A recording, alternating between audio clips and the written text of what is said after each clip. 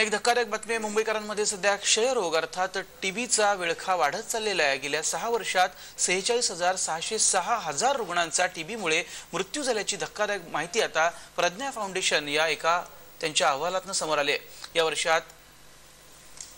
या वर्षामध्ये 1393 जणांचा मृत्यू झाला आहे। मुंबईत खासगी आणि सार्वजनिक आरोग्य रुग्णालयात अत्याधुनिक वैद्यकीय सुविधा उपलब्ध आहेत। त्याचप्रमाणे पालिकेकडून देखील टीबी निर्मूलनासाठी विविध कार्यक्रम राबवण्यात येतात। मात्र असं असलं तरी सुद्धा मुंबई शहरातील टीबी रुग्णांच्या वाढत्या संख्येमुळे या मोहिमांबाबत प्रश्नचिन्हच निर्माण झालंय। टीबी रुग्णांच्या वाढत्या संख्येच्या पार्श्वभूमीवरती महापालिकेनं टीबी निर्मूलनासाठीची मोहीम अधिक प्रभावीपणे राबवण्याची गरज आता व्यक्त केली जाते।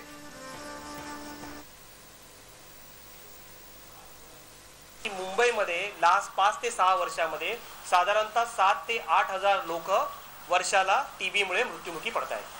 मग हे आपलं आणि ते जर आपण म्हणतोय की ते इम्प्रूव्ह होत आहे, आता ते कंट्री लेवलला इम्प्रूव्ह दाखवतोय। जसं मी तुम्हाला सांगितलं 30 to 40%, पण आपला मुंबईचा डेटा काय दाखवतोय की ते more or less it is stable. Around 8 to 9% deaths of the total deaths in Mumbai are TB deaths. पावसाळी रोगाच्या संबंधी एक तर जनजागृती मोहीम, मलेरिया, डेंग्यू आणि त्याचबरोबर त्याच्यावरती आरोग्य व्यवस्था कितपत चांगल्या पद्धतीने करता येईल म्हणून हॉस्पिटलमध्ये बेड, औषधं उपलब्ध करणं, आरोग्य कॅम्प संपूर्ण भागामध्ये दर रविवार शनिवारी आपण अरेंज करतोय। आणि त्यामुळे या सगळ्या बाबतीत प्रिकॉशन घेण्यासाठी महापालिका पूर्ण प्रयत्न करते।